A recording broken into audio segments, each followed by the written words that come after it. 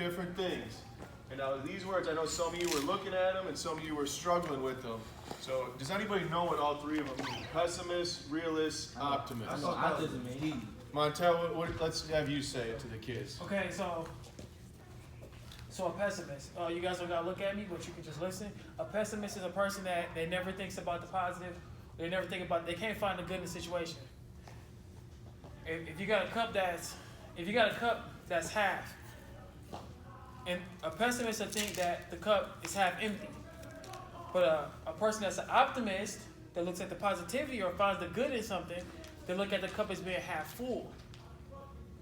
In between that, we got the realists, the people that's reality. What's happening or what happened, that's it, that's all. They don't look forward, they don't look backwards, they look at what's happening now, what's present. A realist. The present situation that they're in right now. Okay? The optimist, the person that's without doubt is going to always find something good to come out of a bad situation. Or they might even call it a bad situation. Somebody just call it this situation, even though this happened. So we're gonna keep going this way. We ain't gonna worry about what already happened because it already happened. We're gonna keep looking forward. That's an optimist. Some of you guys in here are optimists to some point. Some of you guys are realists. You don't like the dream about the future, and you don't like to think about the past. You just think about what's happening currently. That's fine. In a real life and in situations where you need to find like some type of motivation, you gotta be an optimist. But you also need to be a realist. You gotta understand and take in what's happening now. So you don't become like one of those shoulda, coulda, wouldas, or when, or I'm about. You don't want to be those type of people either. But you do want, like, I'm setting myself up for this. I'm doing this right now, so tomorrow it'll be better. Not just like, oh man, back in the day, man, I had this or I had that, or man, last year at state I did this or I did that, or at this tournament I won. That's over with. That already done passed. That's past tense. It already done happened. And if you're pessimistic, you would think that way. You would think you would carry that type of stuff around. They call it baggage. You hear people say, oh man, I'm like this because my mom did this, or I'm like this because my dad left me, or I'm like this because this person hurt me, or this person bullshitted me, this person lied to me, or this or that. Those are pessimistic people, and they never move out of that, and they never grow out of that because they always gonna blame somebody else. They never will own up or have any type of self-accountability for the actions that led to their situation or why they're in their situation. They always gonna look to blame somebody, oh, this or that. They always got an excuse. So you don't want to be them type of people. And them type of people really are just, they're another part of a still person. Still doing the same thing, still still missing practice, still got an excuse, still blaming other people, still blaming the ref, still doing the same thing that they've been doing. That's a pessimist. In this life and in trying to, get to that next level and be successful, you can't surround yourself around people that are pessimistic because they're toxic and they're negative and they're gonna bring you down.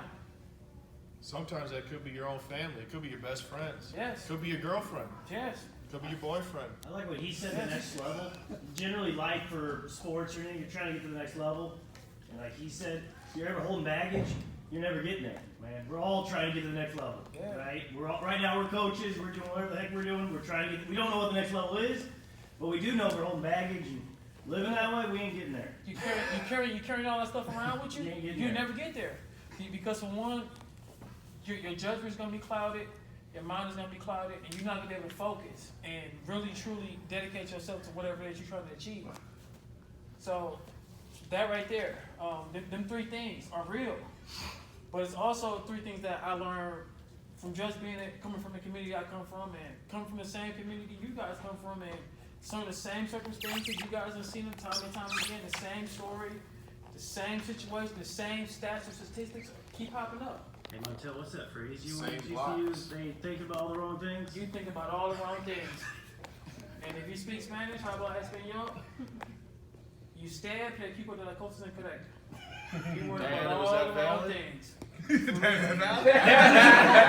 I don't even know my bad. I don't even know if you speak Spanish, so that was the white guy doing the white guy.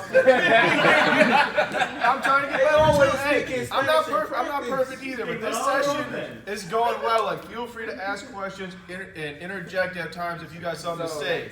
Do you want to be both optimistic and realist? Yes, because you got to be real with yourself. And I'm gonna challenge. And that's the only way you can't know where you're going until you realize where you came from. So you can't really say, oh, I need to do this, I need to do that, if you're not real about what you need to do. I think an easy example of that, and I think Coach said yesterday, this is a real winnable match. I'm a peasant. I'm going to win this match. I'm going to win this match. A realist is going to say, I could lose this match.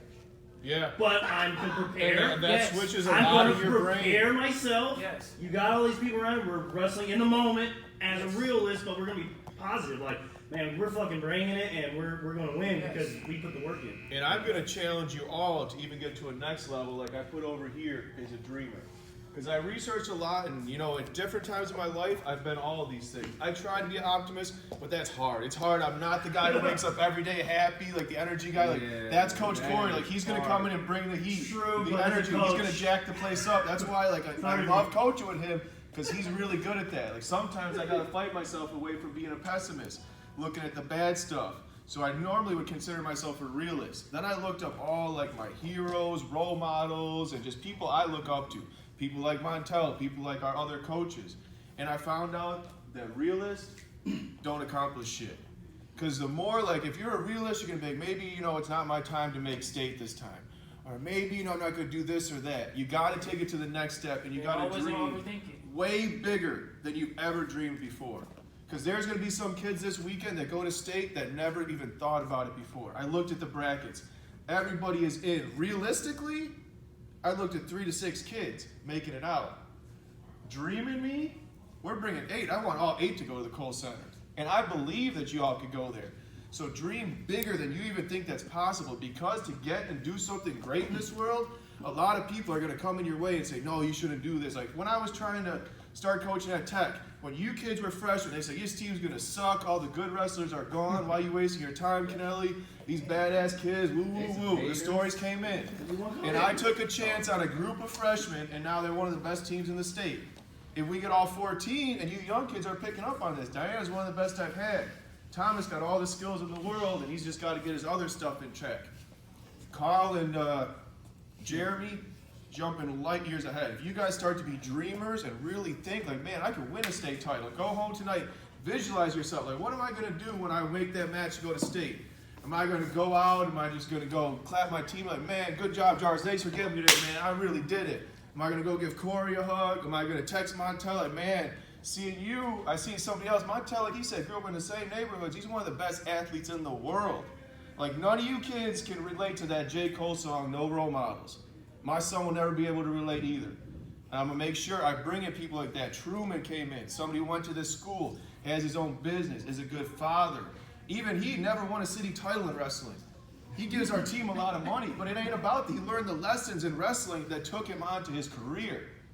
And some of you kids laughed in his face when you were at his restaurant. He's giving us free rolls and tutoring.